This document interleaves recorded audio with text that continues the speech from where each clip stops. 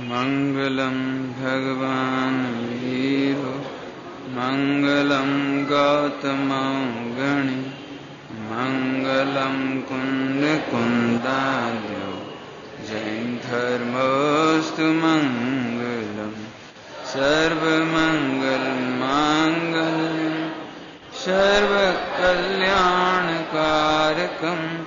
प्रधानम सर्वधर्माणां जैनम जयतु शासनम जैनम जयतु शासनम। बीतरागी देव शास्त्र पूज्य गुरुदेव श्री के द्वारा इस पंचम काल में जो प्रभावना हुई उसका हम विवरण देख रहे हैं। वास्तव में पुण्य का योग हम कहते हैं, लेकिन सचमुच ज्ञानी पुरुषों के जीवन में पुण्य के योग से कहीं बढ़कर पवित्रता का योग होता है। जैन शासन में पुण्य पूजनीय नहीं है, जैन शासन में पुण्य प्रशंसनीय नहीं है, पवित्रता प्रशंसनीय है। अभी तक लगभग हम 56 वर्ष के लगभग के विवरण सुन चुके हैं। इस विवरण में कहीं भी गुरुदेव श्री ने कोई प्लानिंग, कोई षड्यंत्र, कहीं कोई काम ऐसा करना है कि वैसा करना, ये नहीं। होना हो तो हो, नहीं होना हो तो मत हो, हम तो निष्प्रयी हैं। लेकिन अभी जैसा कि हमने देखा, माने कल पत्रिका का जादू, ऐसा जादू शायद विश्व में कहीं होवे, कम से कम धर्म के क्षेत्र में तो कहीं नहीं होवे।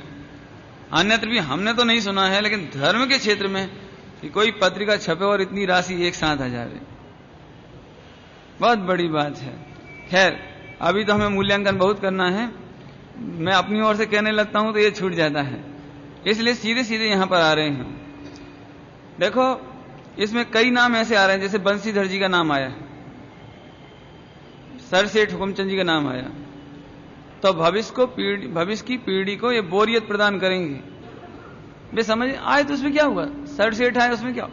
मैंने सर सेठ क्या थे, जब तक ये मालूम नहीं पड़े तब तक ये समझ में नहीं आएगा कि सर सेठ क्या है। जैसे भगवान की भक्ति करने के लिए इंद्र पधारा, अब इंद्र की वैल्यू नहीं मालूम हो तो ये कहा ठीक इंद्र आए, उसमें क्या है। अरे इंद्र कोई छोटी मोटी हस्ती नहीं होते, एक भवावतारी होते हैं। 100 इंद्रों की हाजिरी में भगवान फरमाते हैं, तो इंद्र की क्या वैल्यू होती होगी। असंख्यात देवों के ऊपर एक इंद्र, महिमा समझ में आ गई ना। ऐसे यहां पर हम नवीन पीढ़ी के लिए सर सेठ हुकुमचंद जी का थोड़ा परिचय देते हैं। थोड़ा आर्थिक स्थिति अच्छी नहीं थी जब ये इंदौर पधारे थे, सामान्य व्यापार था, बहुत हल्की स्थिति में, बल्कि शायद किसी यहां नौकरी करते थे, लोटा और डोर लेकर आए थे ऐसा बताते हैं, बिल्कुल हल्की स्थिति में। लेकिन दूसरे के यहां नौकरी करते करते पुण्य का उदय इतना बढ़ता चला गया कि स्वयं ही मानो सम्राट या महाराजा जैसी स्थिति में आ गए। महाराजा जैसी स्थिति में केवल अंग्रेजों को रेस्ट करने के लिए इंदौर में लाल बंगला बना के दिया था, लाल बंगला। स्वयं के पैसे से, धन से। माने आगरा का ताजमहल जैसे प्रसिद्ध है, ऐसे इंदौर में कांच का मंदिर, उस जमाने में, वो पुराने जमाने की बात चल रही, कांच का मंदिर, जो लोग गए होंगे उन्होंने देखा होगा, पूरा का पूरा कांच का मंदिर, जिसके गेट भी कांच के जिसकी खिड़कियां कांच की, पूरा ही कांच का मंदिर। एक व्यक्ति उसने अपने बनाया, और उसकी मजबूती की मिसाल यह है कि अभी 10-20 साल पहले किसी ने कांच का मंदिर बनवाया हो, जैसे समोसरण अपना देवलाली का, लेकिन उसका कांच झड़ने लगा, जगह जगह कांच झड़ने लगा। उसके फर्श में कांच, ऊपर कांच, चारों तरफ कांच, और विशेषता यह है, मजबूती इतनी है कि छत में से एक भी कांच अभी तक नहीं गिरा। माने आज भी विदेशी लोग इंदौर आते हैं तो कांच का मंदिर प्रतिदिन देखने वालों की तादाद है। ऐसा मंदिर बना है। उसके बगल में जैसे ताजमहल क्यों प्रसिद्ध है, संगमरमर की वजह से, तो लगा हुआ शीश महल, महल बनाया, महल पूरा का पूरा संगमरमर का। और अब इतने में थोड़े में बहुत समझने ऐसी बात। बंसीधर जी आए थे, उनकी स्थिति गरीब थी, तो उन्हें इनकी गाड़ी बग्गी, उस जमाने में कार इनके यहाँ थी, पहले तो बग्गी चलती थी, घोड़ा की बग्गी। इसके बाद विदेशों से, लंदन से कार इनके यहाँ आई, खुली कार। तो उस कार नुमा जीप का, जो खुली टाइप की, उसमें बंसीधर जी को बुलाते। खुद तो राजा जैसी स्थिति में है, बंसीधर जी गरीब, लेकिन दरवाजे पर खड़े होकर प्रतीक्षा करते थे। हमारे गुरु हैं, विद्वानों के प्रति इतना आदर, सर सेठ हुकुमचंद जी विद्वानों के प्रति ऐसे, और बुलाकर उनको तो बढ़िया चांदी के पाटे पर बिठावें और खुद जमीन पर बैठ के धर्म पढ़ें। विनम्रता इतनी, पात्रता इतनी, और फिर उन्हें छोड़ने के लिए दरवाजे तक जावें। तब बंसीधर जी तो सादा कॉटन के कपड़ा पहने, गरीब स्थिति, तो उनको ऐसा लगे कि इंदौर का राजा और मेरे तो बार बार कहे साहब हमें शर्म आती है, आप ऊपर आप बैठा करो, आप हमें छोड़ने मत आया करो।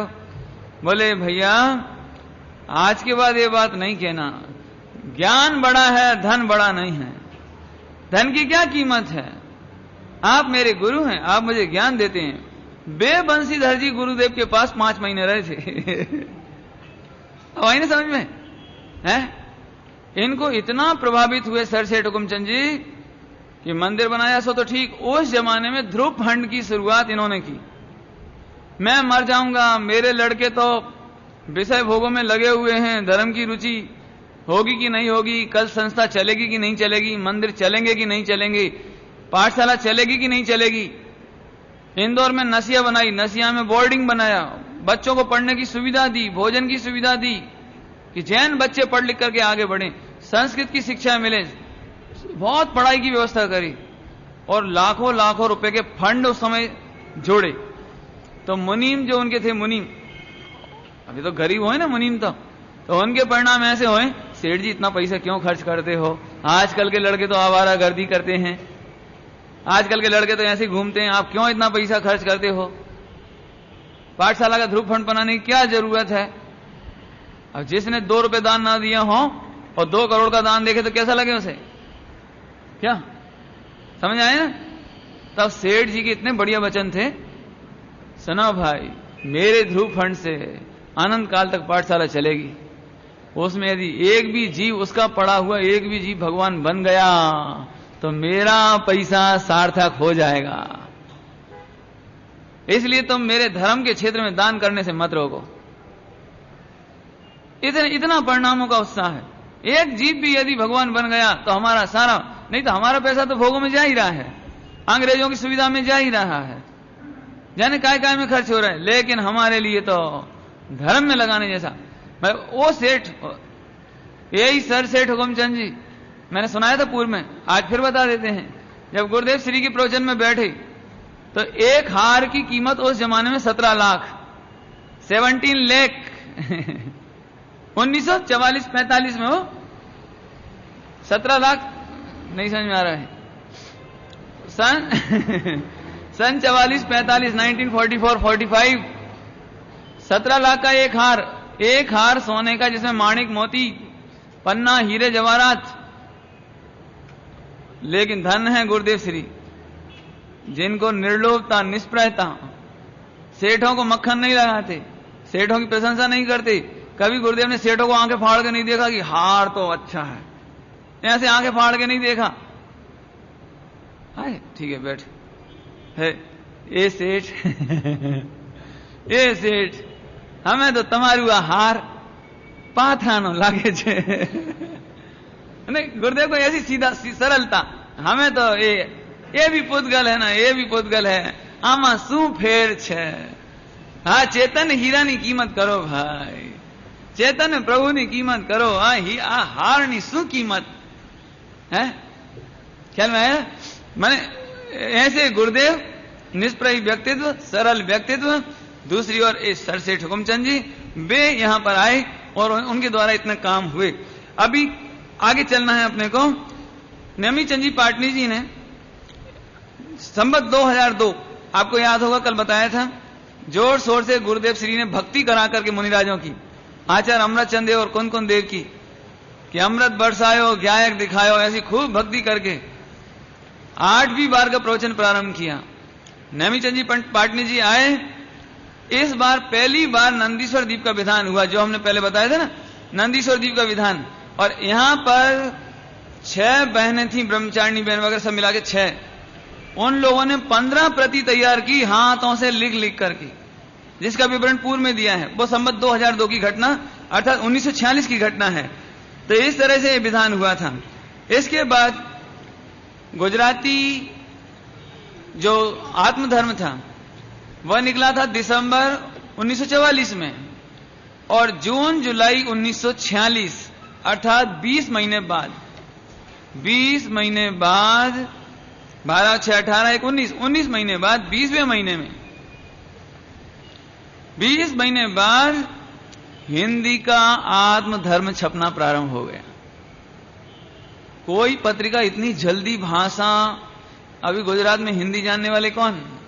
ये तो ब्रह्मचारी हरिभाई पूर्ण योग से मिले। देखो आप, जिन शासन का प्रभाव ना होना तो ब्रह्मचारी हरिभाई मिले, और उन्होंने ये आत्मधर्म छापना शुरू किया, जिसकी प्रतियां सबसे ज्यादा 6,800 ये हिंदी में छप करके हिंदी प्रांतों में जाने लगी। अब अपने को 6,800 तो आजकल बहुत छोटी संख्या लगे, लेकिन 6,800 परिवार, और एक गांव में 4 परिवार मंगा रहे हैं, 2 परिवार मंगा रहे हैं, 3 परिवार मंगा रहे हैं, तो कितने नगरों में कितने गांवों में पहुंची होगी। और इस तरह क्रांति शुरू हुई आगे बढ़ते बढ़ते। इसी बीच अगन सुदी दशमी 4 दिसंबर 1946 बुधवार के दिन,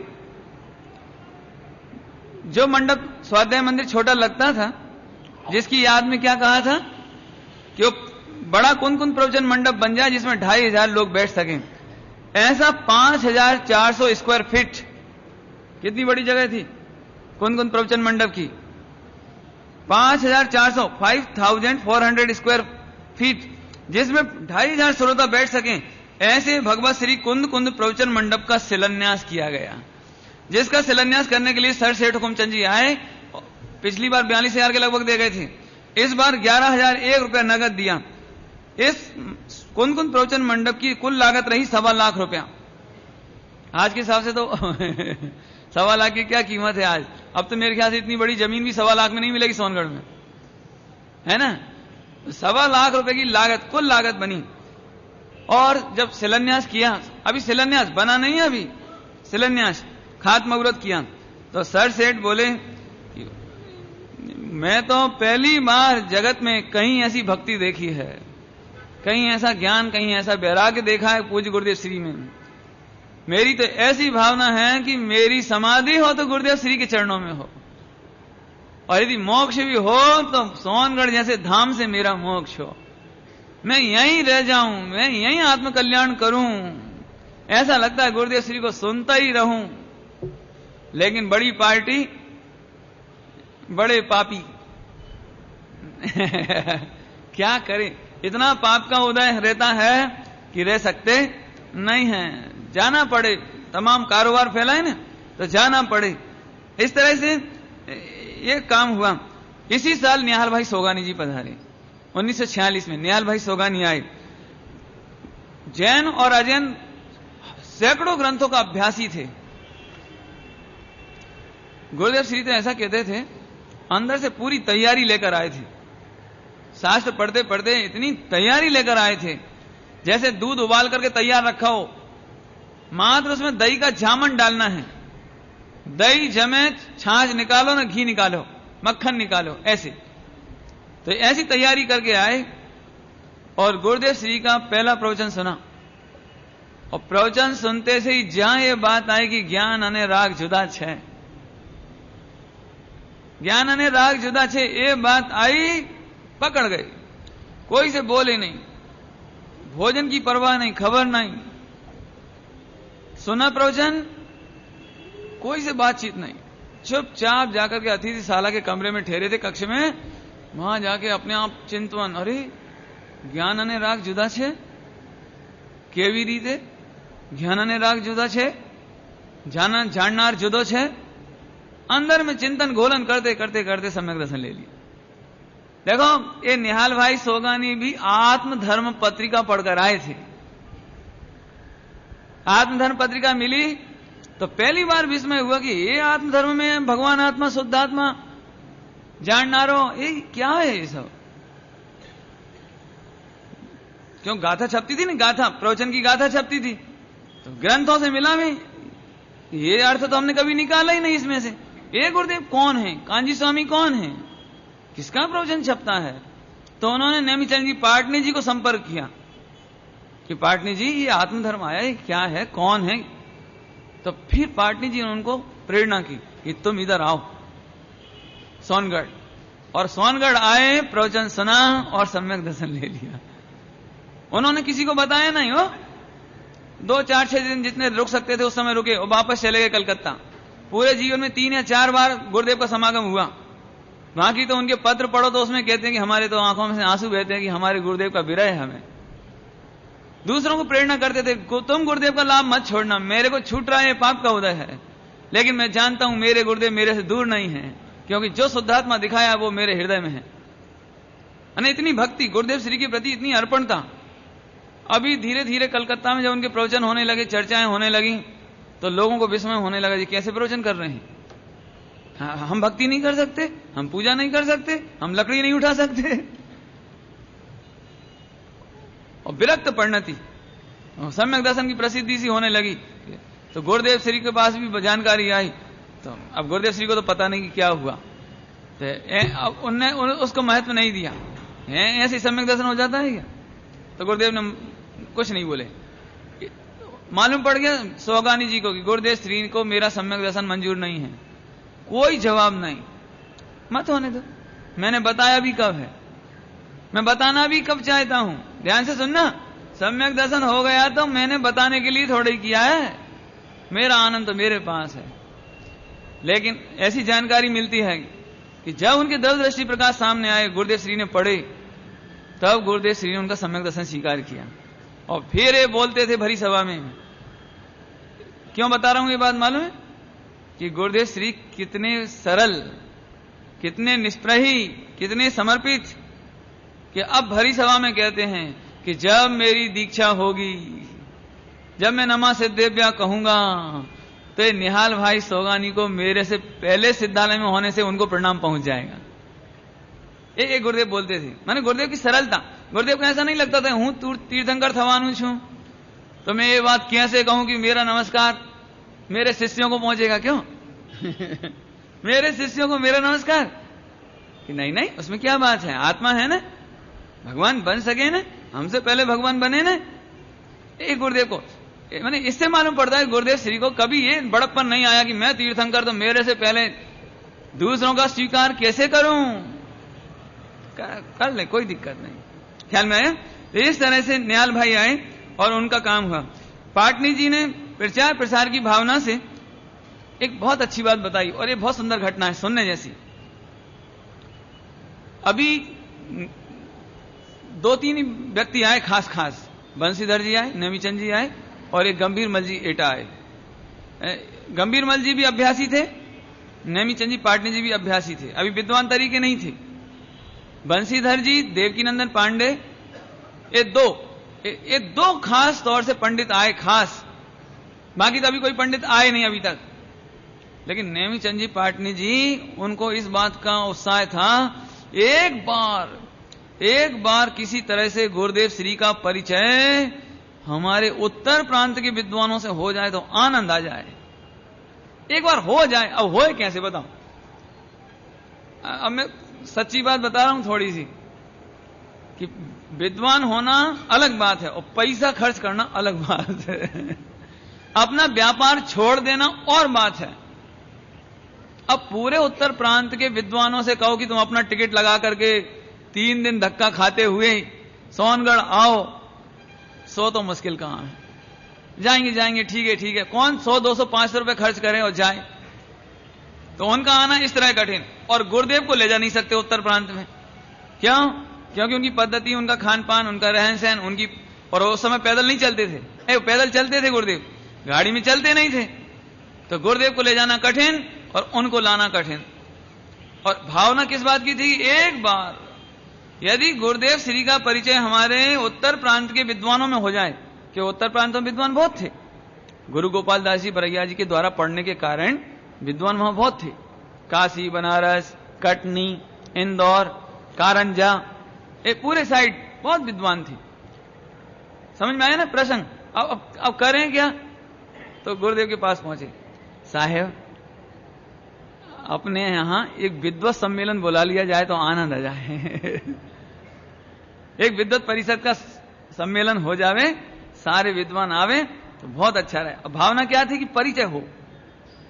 और सचमुच ये एक टर्निंग पॉइंट आया इस सोनगढ़ की धारा में, प्रभावना में ये टर्निंग पॉइंट आया जब ये विद्वत परिषद का सम्मेलन हुआ। यहां पर विद्वत परिषद माने विद्वानों की एसोसिएशन, पूरे हिंदुस्तान के जितने विद्वान थे उनकी एसोसिएशन, और उस एसोसिएशन को बुलाने का काम। अभी आपको क्या विश्वास हो, मैं ये उतने अच्छे तरीके से तो व्यक्त भी नहीं कर सकता। गुरुदेव श्री को तो जैसे मुंह मांगी कोई मुराद मिल गई हो, कोई ऐसे ना, जैसे मुझे चाहिए कि साहब हीरा लाओ और आप हीरा दिखाओ तो कितना आनंद आवे, ऐसे गुरुदेव श्री को तो ओहो दिगंबर विद्वान आएंगे। अभी तक दिगंबर विद्वानों का परिचय नहीं था ना खास। क्या दिगंबर विद्वान मेरे गांव में आएंगे? पूरे हिंदुस्तान के एक साथ, और मैं सबको मिल सकूंगा? गुरुदेव को ऐसा नहीं लगता था कि और विद्वान आ जाएंगे और मेरे से अच्छे हुए तो क्या होगा, मेरे से ज्यादा इंटेलिजेंट हुए तो क्या होगा। ऐसा नहीं, अरे इससे बढ़िया अवसर क्या मिलेगा। दिगंबर मुनियों को तो मैंने देखा नहीं, अरे दिगंबर विद्वानों का सम्मेलन यहां हो जाए तो आनंद हो जाए। तो गुरुदेव श्री ने इतनी प्रसन्नता जाहिर करी और सब, फिर तो पूरे सोनगढ़ में तैयारियां चलने लगी। अभी देखो विद्वानों को ठहराने की व्यवस्थाएं उस जमाने में अभी कुछ बना नहीं, धर्मशाला वगैरह कुछ बनी नहीं अभी ठहराने के लिए। रसोड़ा शुरू हुआ है केवल। अभी इतने विद्वान आएंगे तो भोजन कौन संभालेगा? दोनों बहनों ने भोजन बनाने की जिम्मेदारी, कि जो शुद्ध भोजन करेंगे सारे विद्वान, उनकी भोजन हम बनाएंगे। तैयारियां। और जो बाहर से स्थानकवासी लोग आए उनसे कहा कि तुम यहां रह करके व्यवस्था करो, सब ने व्यवस्था मिलाई। और आखिरकार गुरुदेव श्री ने बहुत प्रसन्नता के साथ विद्वत परिषद का सम्मेलन बुलाया और सबको निमंत्रण दे दिया। गुरुदेव श्री ने कह दिया सबको सानंद ठहराओ, आदर से ठहराओ, भक्ति से ठहराओ, कोई कमी नहीं रहनी चाहिए उनके आदर में, कोई कमी नहीं रहना चाहिए। और इस तरह से सबको निमंत्रण दिया गया। और इसी बीच अभी सम्मेलन तो होगा 2003 में, निमंत्रण चले गए सब जगह। 2002 में सब विद्वानों में कि सोनगढ़ एक ऐसी जगह है, वहां पर कांजी स्वामी हैं, स्थानकवासी से परिवर्तन करके आए हैं और कोई महाप्रभावी वक्ता हैं, आदि आदि, और सबको इन्फॉर्म किया। ये बहुत बड़ी टर्निंग पॉइंट आने वाली है, क्योंकि इसके बाद तेजी से गुरुदेव श्री का प्रचार पूरे हिंदुस्तान में होने वाला है। इसी बीच गुरुदेव श्री ने एक दिन सपना देखा। एक स्वप्न आया। स्वप्न में देखा कि कोई सोनगढ़ में गुरुदेव श्री के कमरे के बाहर सवरस सवरस कह रहा है, सवरस ले लो सवरस, ऐसे। अब समझ में आया? फिर सवरस समझते हो? तुम समझते हो? नहीं समझते? अब मैं बताता हूं। ये भी मैं समझाता हूं। समझ में आ गया वो कन्नू भाई जी, है ना? तो सवरस सवरस का मतलब क्या होता है कि दीपावली होती है ना, दीपावली। तो दीपावली के समय में सगुन की चीज होती है नमक, मीठू, नमक, साल्ट, तो उसको कहते हैं सवरस। तो वो दिवाली के टाइम बेचते हैं उसको, ठेले में रख करके, हैंड कार्ट में रख करके बेचते हैं। ऐसे बोले सवरस ले लो सवरस, तो वो उसे खरीदते हैं स्पेशल दीपावली के समय। तो उसका मतलब होता है सगुन, माने अब कोई अच्छा काम होने वाला है। और सही में अच्छा काम होने वाला था। देखो गुरुदेव श्री को सपना ऐसा आया, उठते से ही अरे रे भगवंतों को प्रणाम किया, अरे रे प्रभु जरूर जिन शासन की प्रभावना का काल आ गया है। अब तो सवरस माने सगुन, ऐसा सगुन सुनने को मिल गया, इसका मतलब अब तो जैन शासन का प्रभाव होने वाला है। इस तरह से ये स्वप्न देखा। और अब आई बात 2003 संवत की 1947 में। अब भी ये सारा का सारा प्रवचन मंडप तैयार हो गया। इस समय तक प्रवचन मंडप कौन कौन प्रवचन मंडप, थोड़ी जानकारी दे देवे नए लोगों के लिए कि सोनगढ़ पूरा तो बसा इस तरफ, इस परिसर में मान स्तंभ, परमागम मंदिर, नंदीश्वर मंदिर, सोनगढ़ का समूह शरण, ये सब तो बसा इस तरफ। और रोड इसी के बगल में रोड गई, रोड के उस तरफ है कौन कौन प्रवचन मंडप। गए हो सोनगढ़? नहीं? अब जाओगे तो मजा आएगा तुम लोगों को। उस तरफ मैं 80 में भी उधर कार्यक्रम हुए। और जब गुरुदेव श्री क्या कहना चाहिए काल धर्म को पा गए, तो उसके बाद वहां पर अभी चित्रालय बना दिया है, गुरुदेव श्री का चित्रालय, विशाल चित्रालय। तो देखना जाकर के, ठीक है। अभी तो क्या कहना है, तो वो विशाल मंडप कौन कौन प्रवचन मंडप तैयार हो गया था, जिसका उद्घाटन करने के लिए एक बार फिर, और मेरे ख्याल से तो अंतिम बार, इसके बाद तो फिर आना नहीं हुआ उनका, सर सेठ हुकुमचंद जी। देखो, सर सेठ हुकुमचंद जी आए, उससे पहले मुझे एक बात याद आ रही है, वे तो अंतिम बार आए, लेकिन भाग्यशाली तो वे हैं जो बारंबार आकर के गुरुदेव को सुनकर के अपना कल्याण कर गए। पैसा वाला पैसा लगा सकता है, लेकिन वही पैसा, वही कारोबार, वही साम्राज्य आत्म कल्याण में अंतराय का कारण। आए, उद्घाटन किया और 35,001 रुपया दिया उस समय। अब वैल्यू तो आपको बार बार बताने की जरूरत है नहीं है।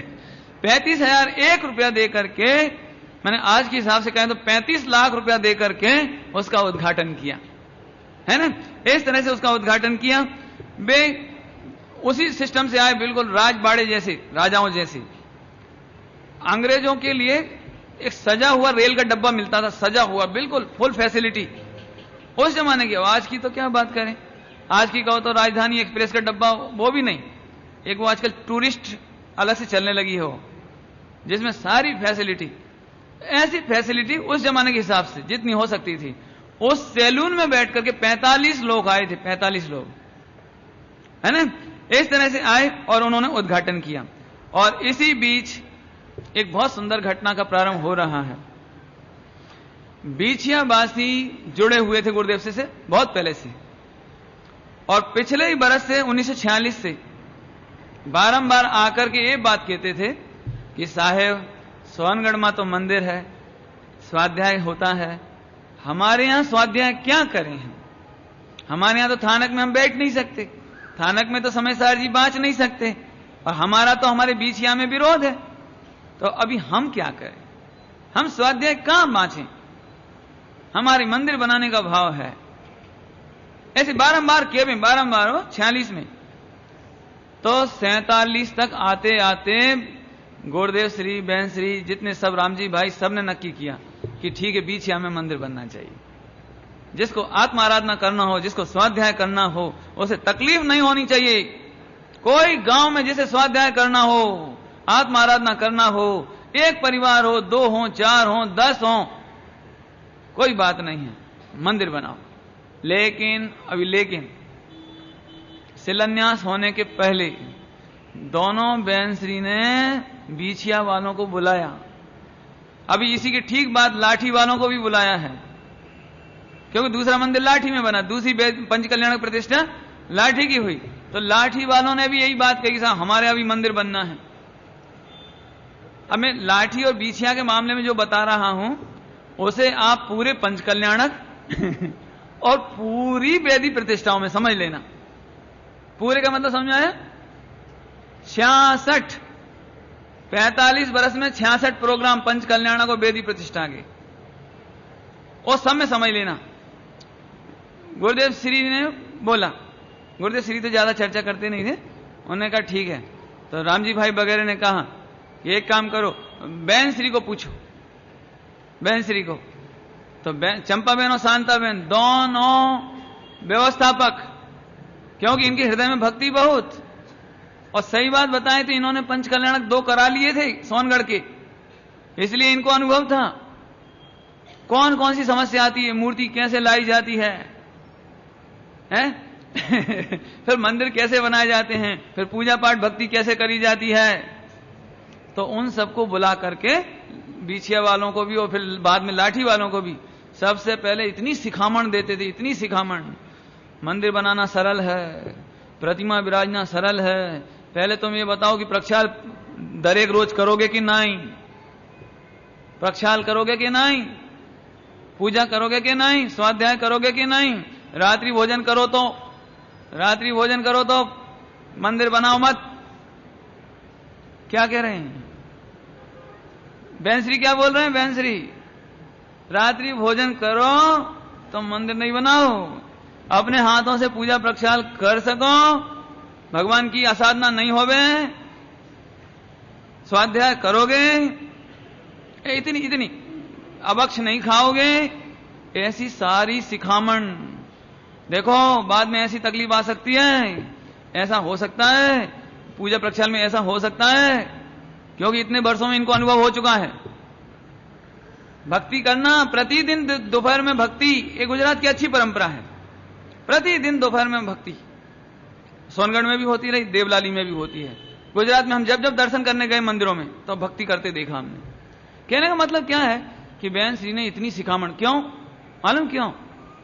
कि थानकवासी हैं, इनको प्रतिमाओं का अभ्यास नहीं है, इन्हें मंदिरों का अभ्यास नहीं है, पूजा प्रक्षाल का अभ्यास नहीं है।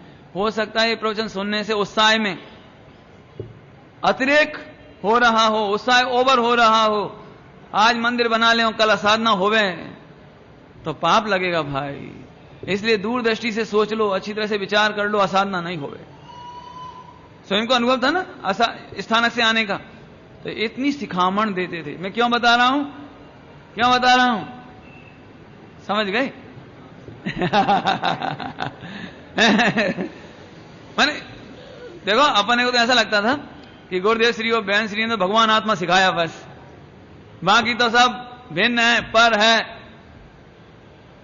इस बात से मालूम पड़ता है बहन श्री और गुरुदेव श्री के हृदय में भक्ति कूट कूट के भरी थी जिन शासन के प्रति, बोला। और तब बिछिया और लाठी के मंदिर बनाने की अनुमति दी। अभी देखना ध्यान से, सर सेठ हुकुमचंद जी आ गए थे, क्या हो गया था, कुंद कुंद प्रवचन मंडप का उद्घाटन हो गया था, और इसी समय सभी लोग बिछिया के लिए रवाना हुए। बिछिया के लिए सर सेठ हुकुमचंद जी के हाथों से वहां पर जोरदार शिलान्यास का कार्यक्रम हुआ। कैसे हुआ वो देखते हैं। वहां पर शिलान्यास के समय उन्होंने कहा, बोले कि ऐसी अपूर्व भक्ति, ऐसा ज्ञान वैराग का माहौल और इतने स्थानक वासियों में भक्ति, समर्पणता, अर्पणता, उत्साह। क्योंकि सही बात बताऊं तो सोनगढ़ के पंच कल्याणक के पहले मुझे लगता है शायद 20-20, 25-25, 50-50 बरस में एक आध पंच कल्याणक होता था। क्या कह रहे हैं, सुना हमने? नहीं, 20-20, 25-25, 50-50 वर्षों में एक आध पंच कल्याणक होता था। और एक गुरुदेव श्री का प्रताप है कि 45 वर्ष में 66 हो गए, और अभी भी लाइन है। एक एक साल में 5-5, 4-4, 6-6। उस जमाने में ये हालत थी। तो सर सेठ हुकुमचंद जी ने कभी पंच कल्याणक, मंदिर, शिलान्यास, एक कोई ज्यादा कार्यक्रम देखे नहीं थे। बोलो हुआ क्या कि अब ये शिलान्यास का प्रोग्राम देखा, एक भी दिगंबर जैन नहीं, सारे के सारे यही मंदिर बना रहे हैं, यही प्रतिमा विराजेंगे, यही सब करेंगे। तो उन्हें अंदर से ऐसा प्रमोद आवे, अरे यहां तो कोई जैसे कल्प वृक्ष फल रहा है, इतना प्रमोद अंदर से। उनके वचन इतने बढ़िया निकले। उन्होंने भाषण देते हुए कहा, यदि मेरी सारी संपत्ति भी लग जावे गुरुदेव के चरणों में तो कम है, मेरी सारी संपत्ति भी आज मैं अर्पित कर दूं तो मुझे ऐसा लगता है बहुत कम है। गुरुदेव शहरी जैसे प्रभावशाली व्यक्तित्व के आगे, तो पवित्र व्यक्तित्व के आगे मेरा कुछ नहीं है ना। ऐसे धर्म प्रभावना में तो भी कम है। ऐसे पवित्र प्रसंग में भाग लेने हेतु मैं दिन रात तैयार हूं, दिन रात। आप मुझे याद करोगे जब भी जैन धर्म का डंका सारे हिंदुस्तान में बजे। जीवन भर में मैंने ऐसी भक्ति नहीं देखी। आप आधी रात को भी मुझे याद करोगे तो मैं नंगे पैर दौड़ा चला आऊंगा। इतनी भक्ति से। अभी असल में शब्दों में कुछ समझ में नहीं आता है ना? हालात क्या है, सिचुएशन क्या है, और अंदर से लगता है कि हम सब कुछ, आप भूल के भी याद करोगे, रात को भी याद करोगे तो दौड़े चले आएंगे। और यहीं से इस तरह से शिलान्यास का कार्यक्रम हुआ। फागुन बदी 8 मार्च 47 को विद्वत परिषद का अधिवेशन हुआ सोनगढ़ में। इसका विवरण तो आप पुस्तकों में पढ़ना, बहुत विस्तार से छपा है, बहुत विस्तार से। मैं उसे पढ़ूंगा तो बहुत समय लग जाएगा। उस समय इंदौर, कारंजा, बनारस, सिवनी, आगरा, दिल्ली, कटनी, सागर से 35 महत्वपूर्ण माने मोटे में मोटे, बड़े में बड़े, प्रधान में प्रधान, जिनका नाम अभी भी चलता है, पहले भी चलता था, उस जमाने में भी और आज भी चलता है। जगन मोहन लाल जी कटनी, फूलचंद जी सिद्धांत शास्त्री, कैलाश चंद जी बुलंद साहब बनारस वाले, देवकी नंदन पांडे सतना वाले, सिवनी वाले, है ना, ऐसे मोटे मोटे बड़े बड़े विद्वान, बंसीधर जी, है ना, और एक और इंदौर के क्या नाम था जो वो कराते हैं पंच कल्याणक, नाथूलाल जी शास्त्री, ये सब अच्छे अच्छे मोटे मोटे पंडित, बड़े बड़े, ये सब आए, जिनमें से मात्र इससे पहले मात्र 2 या 3 पंडित आए थे। इस तरह 30-32 पंडित नए आए। अभी पंडित आए, इसमें तुम्हें ज्यादा महिमा नहीं आ रही होगी, लेकिन गुरुदेव जी से प्रभावित होकर जितने लौटे, जितने, तो जो विद्वान नहीं आए थे उन्हें भी वो बात बताएंगे निश्चित रूप से। क्या बात बताएंगे? सब कहां से आ रहे हो? कि साहब इस बार तो विद्वत परिषद का सम्मेलन वहां हुआ था। फिर क्या हुआ उसमें?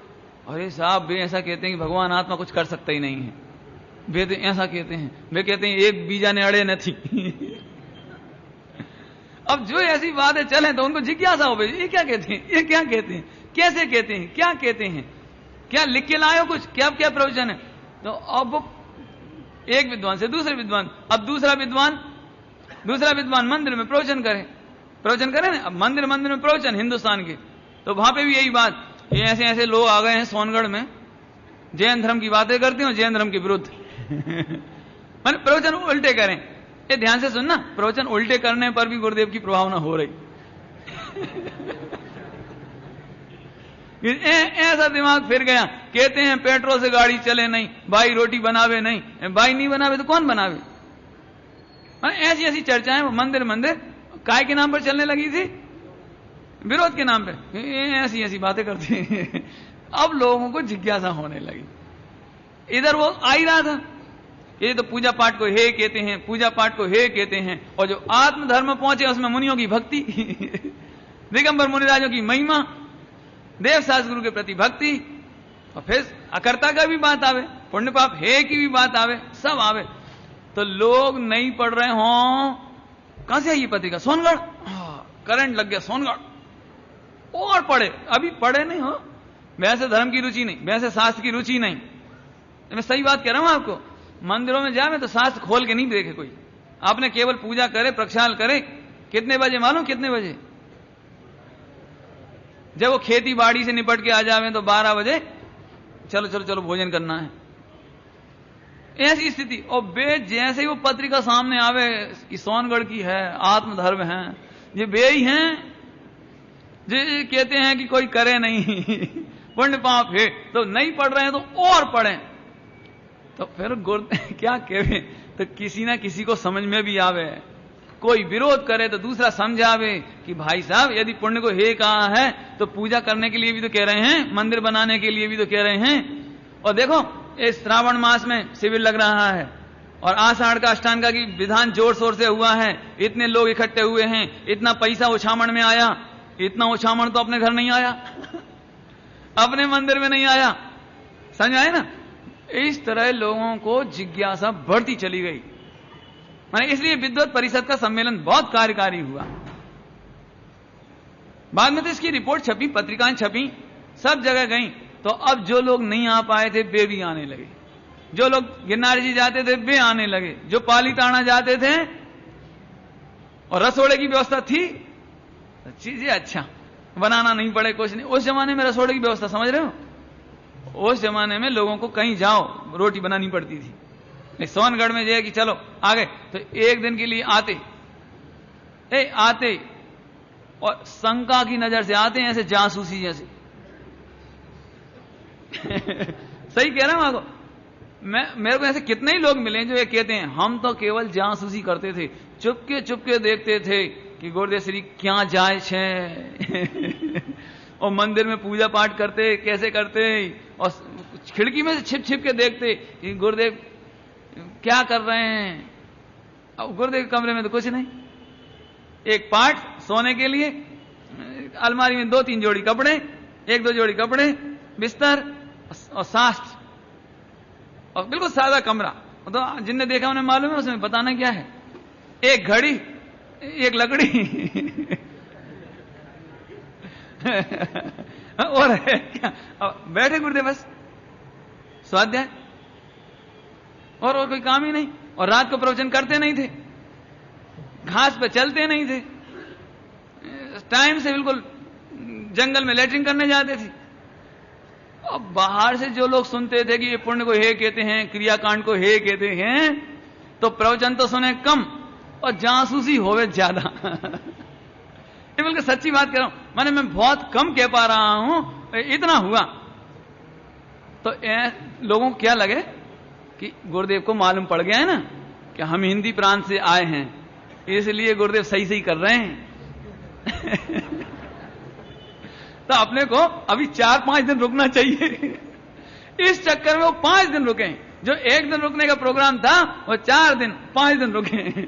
अब 4-5 दिन रुके तो गुरुदेव तो सीधा जीवन, वही का वही जीवन, वही का वही स्वाध्याय, वही प्रवचन, और प्रवचन के बाद वही भक्ति। यहां प्रवचन में कहे हुए कि अड़े न थी, कर सकता नहीं, बोल सकता नहीं, बोल ही नहीं सके, प्रवचन कर सके नहीं, समझा सके नहीं, और मंदिर में जाके हाथ जोड़ करके भगवान की भक्ति। अभी समझ में नहीं आ रहा है क्या हो रहा। अब देखना ध्यान से, देखो हिंदी और गुजराती प्रवचन सुने, समझ लो, हिंदी प्रांत का व्यक्ति गुजराती सुने तो पल्ले तो केवल जे पड़ेगी भगवान आत्मा समझाई छे कहीं। ये 2-3 शब्द, बाकी तो कुछ पल्ले पड़े नहीं। भाई बीच बीच में कुछ समझ में आ जावे, कर तो न थी, इतना ऐसे, अड़ तो न थी, ऐसे। तो अभी ऊहा पोए करें, दूसरों से पूछें, चौथे से पूछें, फिर कभी गुरुदेव के पास जाके धीरे से बैठ जाएं, ऐसे थोड़ा थोड़ा थोड़ा थोड़ा समझे, पल्ले नहीं पड़े कुछ हो। अब जब ये विद्वान, जब ये जैनी हिंदुस्तान के, वहां के उत्तर भारत के हिंदी दिगंबर जैन वे सुन के जावे, तो गुरुदेव की क्रिटिसाइज करने को तो कुछ है ही नहीं, निंदा करने को तो कुछ है ही नहीं। ये कहवे गुरुदेव तो ऐसा करते थे, गुरुदेव ऐसा करते थे, गुरुदेव भक्ति करते थे, ऐसे ऐसा सादा भोजन, जरा सी दाल रोटी, बाकी कहीं नहीं। क्यों? गुरुदेव श्री ने फल नहीं खाए, जाने कितने वर्षों कोई फल नहीं खाया गुरुदेव श्री ने। जब उनको तकलीफ बहुत हो गई और डॉक्टर ने कहा कि आपको फल लेने पड़ेंगे, उम्र आपकी बहुत हो गई है, बादाम वगैरह तो कभी ली नहीं, तब मौसम्बी का रस बड़ी मुश्किल से शुरू हुआ है। कब शुरू हुआ वो सब लिखा, मैं बताऊंगा आपको। अभी तो केवल इतना, मैंने कभी लिए नहीं, सादा भोजन एकदम, सुबह मंदिर से आकर के दूध लेना आदि आदि, बिल्कुल सादा। तो अब वे लोग वो प्रशंसा करते हुए जाएं, और अब करें क्या? अभी तक देखो भेदभाव नहीं था ना, क्या गुरुदेव श्री को तुम्हारे मंदिरों से कोई लेना ही नहीं था, तो गुरुदेव का विरोध कम, प्रशंसा ज्यादा हो रही थी। ध्यान रखना, अभी गुरुदेव श्री की निंदा दिगंबर जैन समाज में नहीं हुई, अभी नहीं हुई। कैसे होगी वो बाद में बताऊंगा। अभी तो प्रचार बढ़ना शुरू हो गया। इस तरह से ये सारे काम हुए। तो इस समय जगन मोहन लाल जी पाटनी पहली बार आए। अभी हाँ, यहां थोड़े से सुधार आपको बताने हैं। देखो एक बात बतानी मेरे को, एक बहुत सुंदर प्रसंग हुआ संवत 2003 में, जब विद्वत परिषद का सम्मेलन हुआ। सभी लोग ध्यान से सुनना, मैं बहुत काम की बात कहना चाह रहा हूं यहां पर, और मैं कह नहीं रहा हूं बल्कि गुरुदेव के जीवन से बता रहा हूं। जगन मोहन लाल जी कटनी वाले, फूलचंद जी, कैलाश चंद जी बनारस, ये सब लोग गुरुदेव श्री के कमरे में आए। तो गुरुदेव श्री ने खड़े होकर उनका स्वागत करा, आओ आओ। उन्हें तो अंदर से बड़ा प्रमोद, कि आज दिगंबर इतने सारे विद्वान हमारे नगर में आवे ने, बड़ी खुशी की बात, बहुत प्रशंसा। अभी उनका स्वागत बिठाया है ना सब करा। फिर गुरुदेव श्री हाथ जोड़ के बोले, हम तो थानक में से आए हैं, हमें तो दिगंबर जैनों परंपरा नी खबर न थी, कोई कमी हो तो बताना, हम सुधार करेंगे। समझ रहे हैं ये कितनी बड़ी बात कि हमारे जीवन में कोई कमी हो, हमारे आचरण में कोई कमी हो, हमारे मंदिर में कोई कमी हो तो आप बताना, आपका कर्तव्य है, हमारी कोई कमी हो तो बताना। अभी देखो कमी तो सबने देखी थी, लेकिन बोलने की हिम्मत नहीं पड़ रही थी, गुरुदेव श्री के सामने बोलने की हिम्मत नहीं पड़ रही थी। लेकिन जगन मोहन लाल जी कटनी, जब गुरुदेव ने ऐसा कहा तो जगन मोहन लाल जी कटनी हाथ जोड़कर खड़े हुए, साहेब क्षमा करो तो बताऊं। हाँ बोलो बोलो, हम तो चाहते हैं। एक सरलता देखना, सरलता है, ऐसा नहीं कि मेरा इतना प्रभाव है, मेरा इतना पुण्य है, मैंने इतना किया, ये नहीं, बताओ जरूर मानेंगे हम। तो उन्होंने मंदिर में से रात्रि में जो दिए की आरती चलती थी, आरती, वो दिया लाके गुरुदेव को दिखाया कि साहेब इस दिया में जीभ मरे पड़े 4 इंद्री, देखो हम रात को आरती करते तो इसमें जीभ मरते। ओह ठीक, गुरुदेव श्री को देर नहीं लगता हो, देर नहीं, आज के बाद सोनगढ़ में आरती नहीं होगी।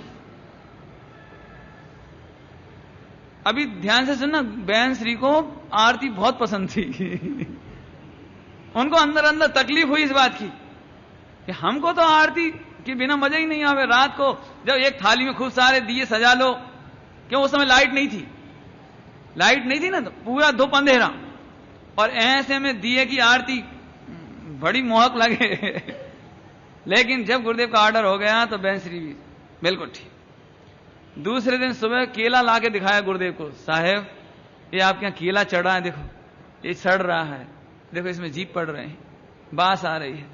3 लोग के नाथ के लिए केला, ये फल चढ़ाने की हमारी दिगंबरों की परंपरा नहीं है। गुरुदेव बोले हमें तो कोई खबर नहीं, वो पंडित ने बताया था हमें क्या खबर, तुम कहते हो तो अच्छी बात है, आज से केला बंद। ये 2003 में सारे सुधार हुए। मैं एक बात यहां कह रहा हूं, मैं किसी को चिढ़ाने के लिए नहीं कह रहा हूं, ये मैं तो कहता हूं ये दिगंबर 13 पंथ आमनाय शुद्ध आमनाय वाले हमारे महाभाग्य थे कि हम निरंतर सोनगढ़ से जुड़े रहे, तो आज सोनगढ़ हमारा हो गया। बाय द वे 20 पंथी जुड़े रहते तो 20 पंथ की आमनाएं, केला चढ़ने की आमनाएं कभी खत्म नहीं होती।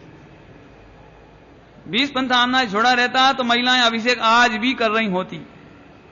ये गुरुदेव को तो आगम सिर था ना, अब आगम दिखा दो तो वो मान लेवे। लेकिन जब गुरुदेव श्री को समझाया, गुरुदेव बिल्कुल ठीक, बिल्कुल सही, केला चढ़ना बंद।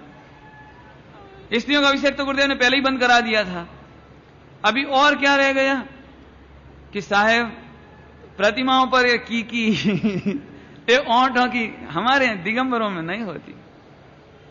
तो गुरुदेव हमें क्या मालूम, वो पंडित रामचंद्र बोलता था लाल मुख नयन श्याम अरु श्वेत, वो बोलता था, हमें क्या खबर। नहीं है दिगंबर में, नहीं है, नहीं है, साफ करा दो। तो कैसे साफ करावे? अब गुरुदेव भी को भी आकुलता, अब सफाई कैसे करावे?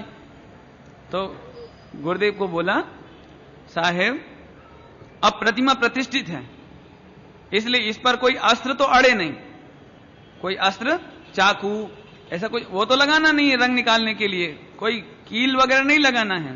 तो क्या करना कि अपने को जब प्रक्षाल होवे, अभिषेक होवे, तो कपड़ा रगड़ रगड़ के, कपड़ा रगड़ रगड़ के साफ करना तो हो जाएगा। बरोबर सारू छे और आखिरकार वो हो गया।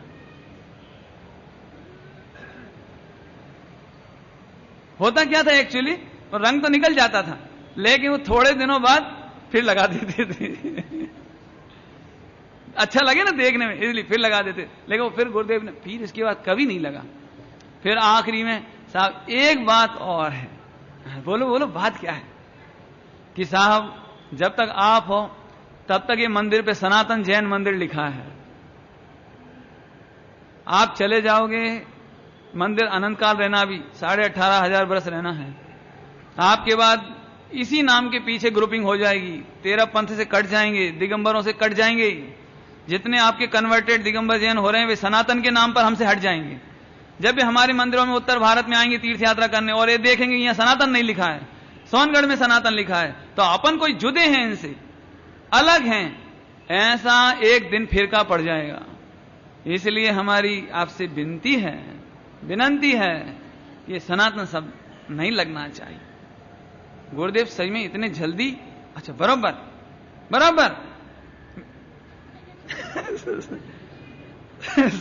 सनातन शब्द हटा दिया, ट्रस्ट डीड में सनातन शब्द हटा दिया। दिगंबर जैन कुंद आचार्य की आमनाएं में मानने वाले पूरा का पूरा विवरण बदल दिया।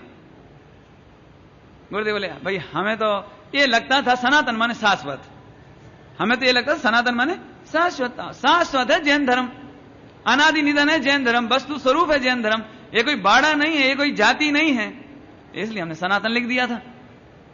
गुरुदेव की सोच गलत नहीं थी, लेकिन दिक्कत है कि सनातन के नाम पर तो हिंदू भी होते हैं, सनातन के नाम पर तो और भी होते हैं, तो हमारी पहचान उनसे अलग रहनी चाहिए ना।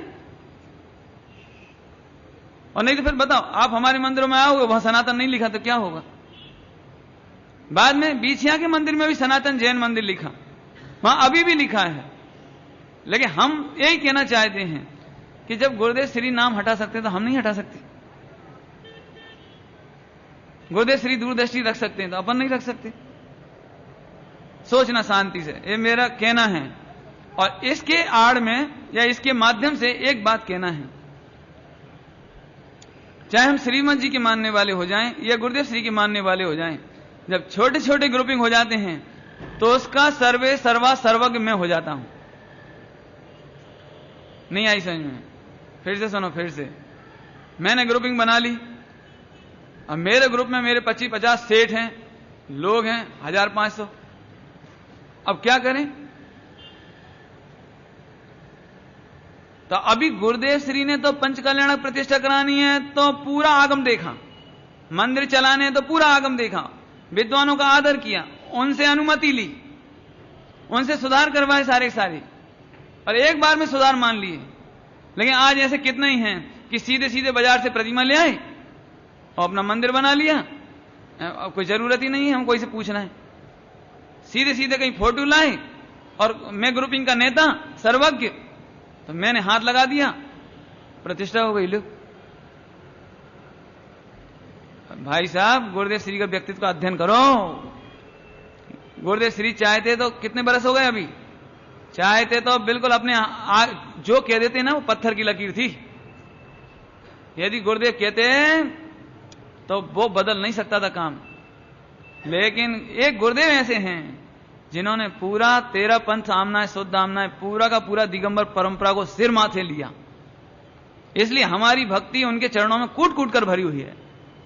उनके चरणों की भक्ति, उल्टा बोल गया, उनके चरणों की भक्ति हमारे मस्तिष्क में, हमारे रोम रोम में कूट कूट कर भरी है, क्योंकि उन्होंने संपूर्ण जिनागम दिया, संपूर्ण द्वादशांग, संपूर्ण जिन शासन की परंपरा हमें दी है, जिनकी हमें भी खबर नहीं पड़ रही थी अथवा तो आदर नहीं कर पा रहे थे हम। ख्याल में आया? इस शिक्षा लेने जैसी बात है। कभी अपना ग्रुपिंग अपनी हटाकर करने की जरूरत नहीं है, जो शास्त्र में लिखा उसे सिर माथे करो। इस मामले में एक बात कह देता हूं मैं आपको, बहुत समझने जैसी है। आप उसको उल्टा नहीं लेना, उल्टी है ये ले लेना। क्या कह रहा हूं? वो बात उल्टी चल रही है। क्या चल रही है? अभी वर्तमान में क्या परिभाषा चलने लगी? परिभाषा आगम किसे कहना, कि ज्ञानी का वचन आगम है, सम्यक दृष्टि का वचन आगम है। जैसे ज्ञानी बोले वो पूरा आगम है। भगवान क्या कहते हैं हमें मतलब नहीं, सर्वज्ञ क्या कहते हैं हमें नहीं मालूम, क्योंकि सर्वज्ञ भगवान ने तो 2500 वर्ष पहले कहा था, उसके बाद तो जाने क्या क्या हेर फेर हो गया होगा। इसलिए जो सम्यक दृष्टि है हमें तो उनके वचन प्रमाण, वही आगम। आप अच्छी तरह से कान खोलकर सुन लो, ये बात 100% झूठ है। जैन शासन की समृद्ध परंपराओं में, गंभीरताओं में ये परिभाषा नहीं लिखी है। मैं गुरुदेव श्री की तरफ से कह रहा हूं, आप गुरुदेव श्री के प्रवचन पढ़ लेना उठा के। गुरुदेव श्री ने जो परिभाषा दी है दी है मैंने प्रवचन करते हुए। मूल आगम की परिभाषा, मूल आगम की, नए चक्र पढ़ाते समय नए चक्र के बारे में बोलते समय गुरुदेव श्री बोले थे, सर्वज्ञ अनुसारेण, आप्त अनुसारेण ज्ञानी के वचन आगम हैं। क्या लिखा है परिभाषा, याद है? याद नहीं? आप्त अनुसारेण ज्ञानी के वचन। मैं समझा देता हूं, आप जरा शांति से सुन लो, कोई जल्दी नहीं है। आप्त माने सर्वज्ञ भगवान, आप्त माने सर्वज्ञ भगवान के अनुसार यदि सम्यक दृष्टि के वचन है तो आगम है। यदि सर्वज्ञ भगवान के अनुसार वचन नहीं है तो ज्ञानी के वचन भी आगम नहीं है। सम्यक दृष्टि तो छोड़ो, मुनि राज भी हो तो उनके वचन आगम नहीं है, यदि सर्वज्ञ के अनुसार नहीं हो तो। कितनी गंभीर परिभाषा है, बोलो। बहुत गंभीर है वो। एक सर्वज्ञ सर्वोच्च, उनके अनुसार आपके वचन है तो सच्चे हैं, नहीं है तो बराबर। अब इसकी तकलीफ बताता हूं। वर्तमान में ये परिभाषा क्यों करने लगे कुछ लोग क्यों कि जैसे गुरुदेव सम्यक दृष्टि थे ऐसे ही सम्यक दृष्टि में हूं, जैसे गुरुदेव के वचन आगम है ऐसे मेरे वचन आगम है, इसलिए जो मैं कह रहा हूं वो सही है। मैंने कह दिया कि कोई ये तो रीति रिवाज है, रूढ़ी बात है, अंधानुकरण है कि मंत्रों से प्रतिमा की प्रतिष्ठा कराओ, इसमें कहीं कुछ नहीं। फल तो अभिप्राय का लगता है, फल तो परिणामों का लगता है। यदि हम महावीर भगवान की फोटो पर भी पूजा करें तो फल तो अभिप्राय का लगता है। बात तो सच्ची लग रही ना, सच्ची लग रही है ना? बोलो, इसमें क्या रखा है? अत्यंत भाव है वाणी का, प्रतिमा में अत्यंत भाव है। अब वाणी के मंत्र से प्रतिमा में क्या प्राण आएंगे? ले वो तो नाटक है, नाटक, दिगंबरों का नाटक है। ऐसा कह करके अपने अपने ग्रुपिंग, अपने अपने घरों में अपने अपने फोटो, अपनी अपनी प्रतिमाएं रह जाना, यह गुरुदेव श्री के ऊपर लांछन है। इसलिए मैं कहता हूं गुरुदेव श्री को फिर से सुन लो। ये कहानी बहुत शिक्षाएं देके जाएगी। गुरुदेव श्री के जीवन चरित्र आपको बहुत गंभीरता देने वाली है। नुकसान क्या होगा मालूम? नुकसान देखो, यदि आपके पास द्रव छेद काल भाव ठीक नहीं है तो प्रतिमा का पंच कल्याणक नहीं होगा, मंदिर नहीं बनेंगे। द्रव छेद काल भाव ठीक नहीं है, असाधना होगी आपके घर में। आज मैंने हाथ रख करके प्रतिष्ठा कर दी, कल दूसरे ने रख दी, कल तीसरे ने रख दी। सम्यक दृष्टि कभी पागल भी हो सकते हैं। सम्यक दृष्टि का क्षोभसम ज्ञान है, कभी कम ज्यादा भी हो सकता है। क्षोभसम सम्यक है, छूट भी सकता है। तो आगम परंपरा का तरीका क्या बनेगा? 100 सम्यक दृष्टि और 100 तरह की बातें हुई तो आगम परंपरा का मेल काहे से बिठाओगे? इसलिए लिखा सर्वज्ञ भगवान के अनुसार ज्ञानी के वचन वे आगम हैं। ख्याल में आ रहा है? कुछ बहुत गंभीर बात है। अभी देखो, एक मंदिर बनता है, सब लोग मंदिर में आते हैं, एक ग्रुप वाले दूसरे ग्रुप वालों से मिलते हैं, एक ग्रुप वाले दूसरे ग्रुप वालों से हृदय परिवर्तन होने का अवसर रहता है, चर्चा सुनने मिलती है, प्रोग्राम होते हैं, ग्रुप सिमटता चला जाता है, बच्चे दूसरे ग्रुप से नफरत ही करते सीखते रह जाते हैं, मंदिर आ ही नहीं पाते हैं। और फिर फास्ट लाइफ में घर में फोटो के सामने हाथ जोड़े चले गए। अंदर में तो यह आकुलता हो रही कि 8 बज गई 2 मिनट बचे, कमरे में आए, दर्शन किया, नाश्ता किया, भोजन किया, चलते बने। असाधना होती चली जाती है, माने छोटे छोटे ग्रुप सिमट जाते हैं। इसलिए जैन शासन बहुत गंभीर है भाई। चाहे इसका प्राण प्रतिष्ठा का प्रोग्राम हो, पंचकल्याणक हो, चाहे वो कोई सा भी कार्यक्रम हो, चाहे मंदिर बनाने की पद्धति हो, वो सारी की सारी आप अनुसारेण है। और अज्ञानियों में क्या, मैं अपने अनुसार चलता हूं। अभी 5 व्यक्तियों को मिला दो तो छठी राय निकलेगी। होना यह चाहिए कि 5 व्यक्ति हैं तो एकता होनी चाहिए। अनंत ज्ञानियों के वचन एक, अनंत सर्वज्ञ भगवान के वचन एक।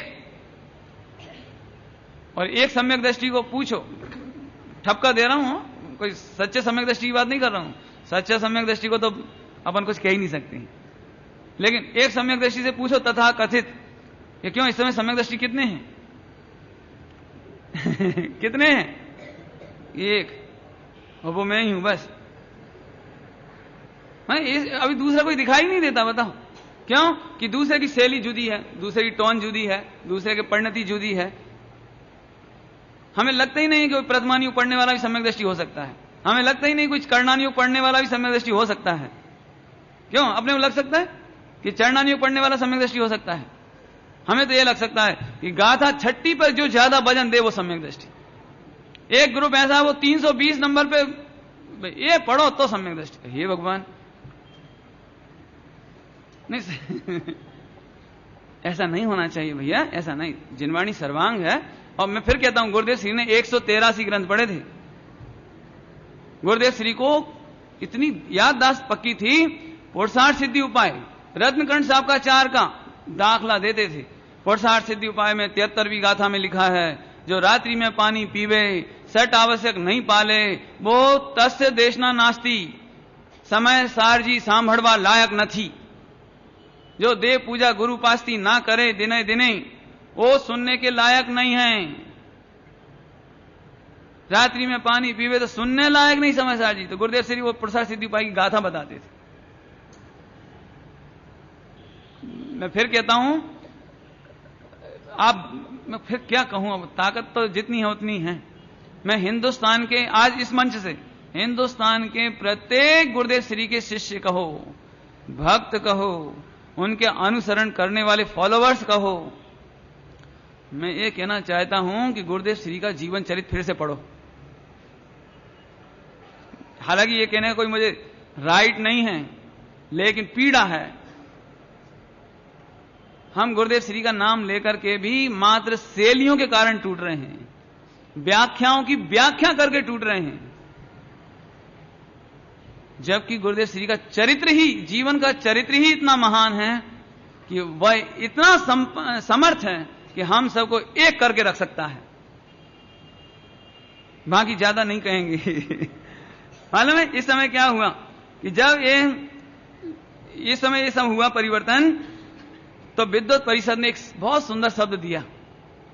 बोले हमें तो ये सोनगढ़ नहीं लगता है, ये श्रमणगढ़ लगता है। सोनगढ़ और श्रमणगढ़ समझ में आया? कुछ समझ नहीं आया ना? श्रमण क्या होता है? श्रमण माने दिगंबर मुनिराज। श्रमण माने दिगंबर मुनिराज। हमें तो ऐसा लगता है मानो दिगंबर मुनिराजों का असली धर्म, असली तत्व, असली प्रभावना, असली जैन शासन इस गढ़ में है, इसलिए हम तो इसको श्रमणगढ़ कहते हैं। नाम तो इसका सोनगढ़ है। समझ में आया? भला इस तरह से एक सारी की सारी हुआ। और इसी साल में एक बहुत सुंदर प्रस्ताव आया सोनगढ़ में, मैनपुरी का।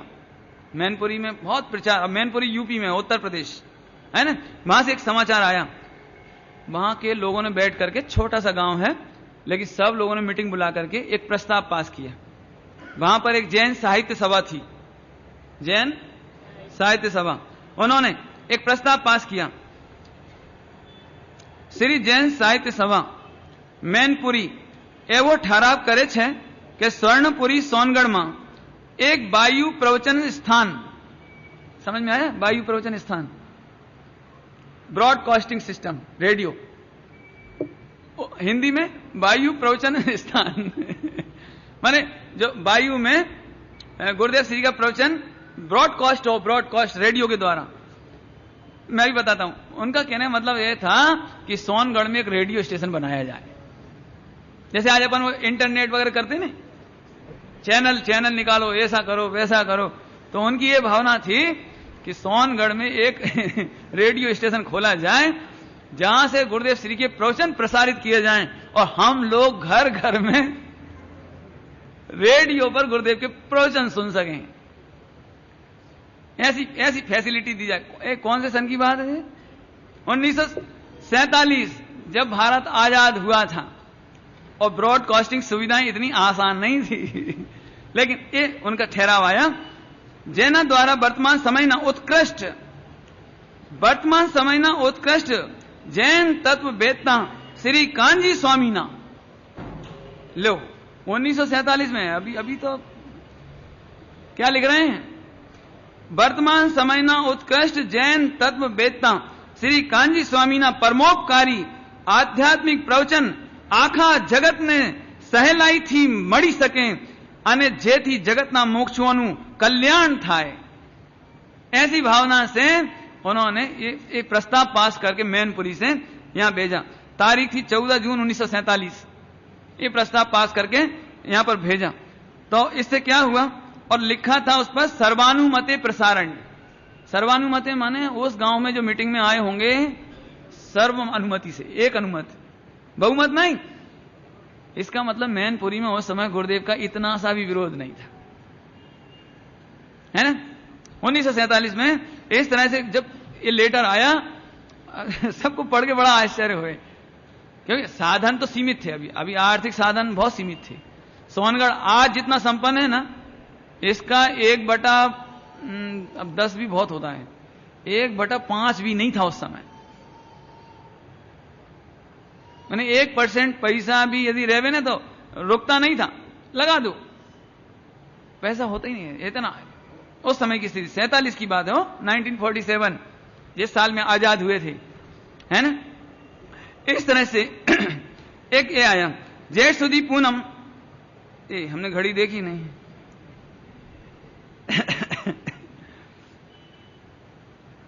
अब ये चर्चा बता दूं, नाटक कर ले ले थोड़ा सा, क्योंकि अब देखो समय बहुत कम है। मैंने ये हिसाब निकाला है कि एक दिन में 5 या 7 साल का वर्णन करूं तो कहीं जाके गाड़ी पूरी होगी। और अभी देख ये रहा हूं कि केवल 2 वर्ष का वर्णन हुआ है। 2 और 3, संवत 2002 और 3। अभी देखो मैं सुनाता हूं। एक दिन बहुत सुंदर घटना घटी, बहुत ही सुंदर। जेठ सुदी पूनम का दिन था और ब्रह्मचारी हरिभाई नदी घूमने गए। एक दिन पहले, पूनम के एक दिन पहले 13-14 के दिन घूमने गए। तो वहां पर एक बहुत सुंदर जंगल, आम के वृक्ष, बगीचा, बहुत सुंदर। तो जाने क्या हरिभाई को लगा बड़ी सुंदर जगह है, तो गुरुदेव को पसंद आई।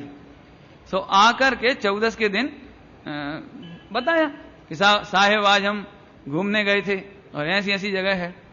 तो गुरुदेव को ऐसा प्रमोद आया, अच्छा इतनी बढ़िया जगह है, ठीक है कल चलेंगे, कल चलेंगे। अभी पूरा सोनगढ़ जंगल की यात्रा करने के लिए चल दिया। शॉर्ट में सुना रहा हूं, वो तो लंबी नहीं कर रहा हूं।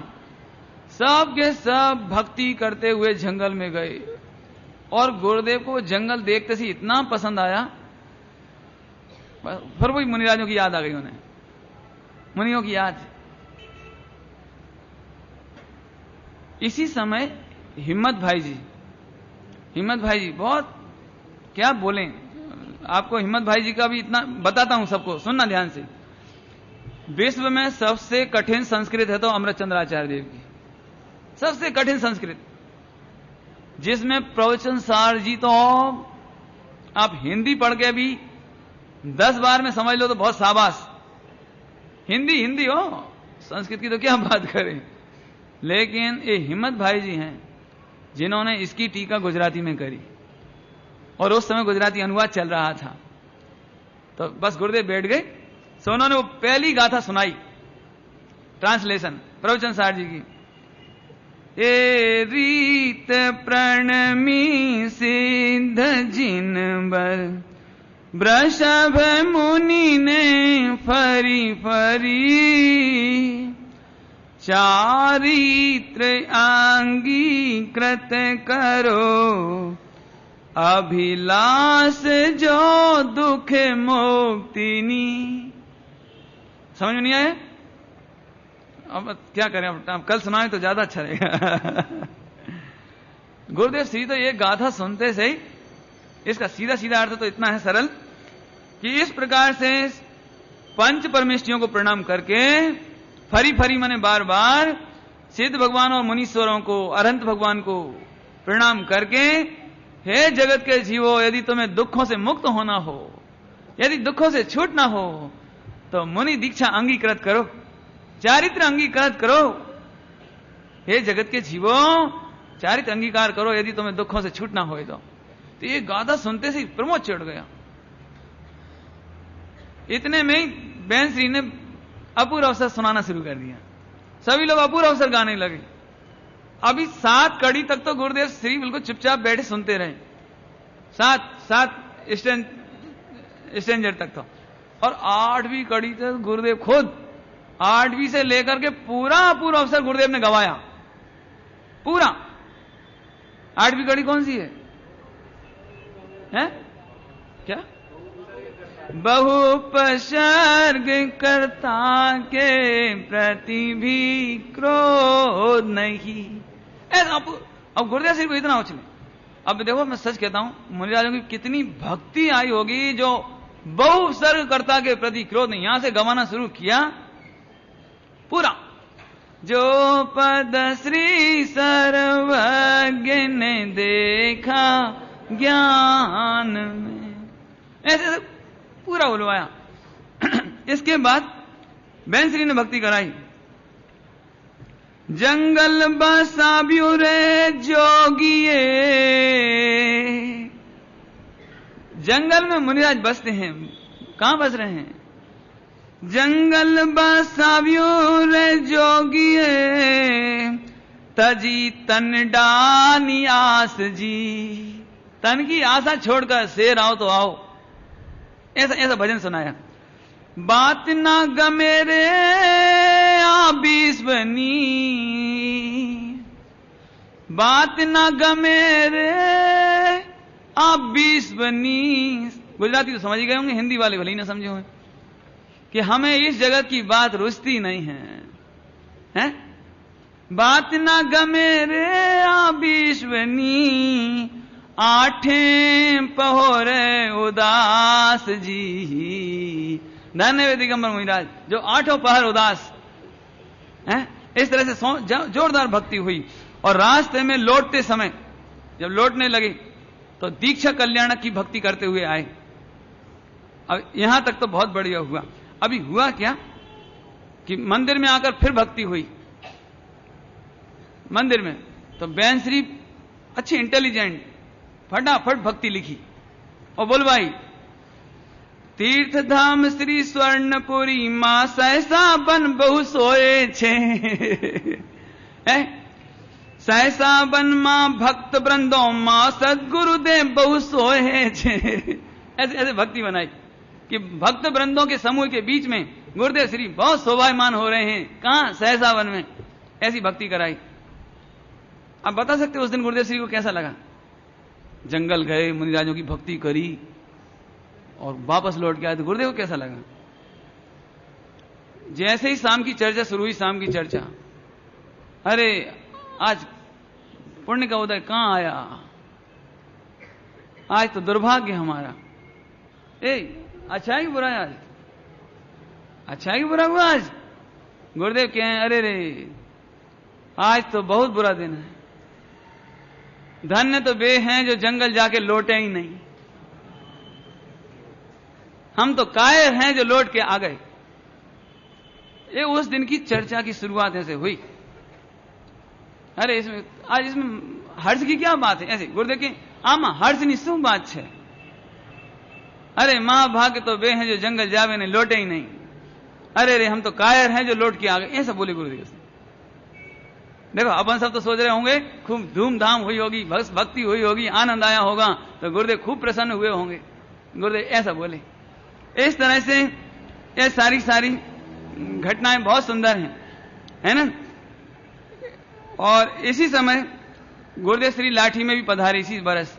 जो घटना मैंने सुनाई थी ना, दामनगर लेने गए थे, एक विरोधी ने बुलाया था, तो ये लाठी वाले इसी बरस की घटना है वो। ये लोग पहुंचे, लेकर आए, उतारे पर उतार दिया। इसके बाद वो दामनगर के लोग आ गए कि तुम्हें बुलाने की क्या जरूरत थी, क्योंकि दामनगर थोड़ा बड़ा था, लाठी छोटी है। तो ये लोग तो दबा के रखे ना इनको। दामनगर के वो आ गए सेठ के, तुम्हें बुलाने की क्या जरूरत थी, गुरुदेव विरोधी हैं, धर्म के विरोध में। ऐसे झगड़ा हुआ। तो ये घटना भी इधर ही घटी। यहां का लाठी के राजा का भी परिचय अच्छा है। इसके पिताजी के पिताजी क्या सर्वकालिप क्या कापिल क्या है, बहुत अच्छा नाम है,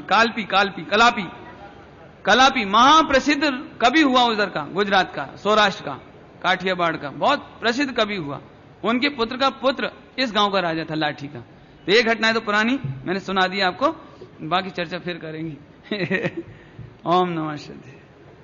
जिनवाणे के ज्ञान से सूझे लोकालो, सोवाणे मस्तक न हो सदा देत हो।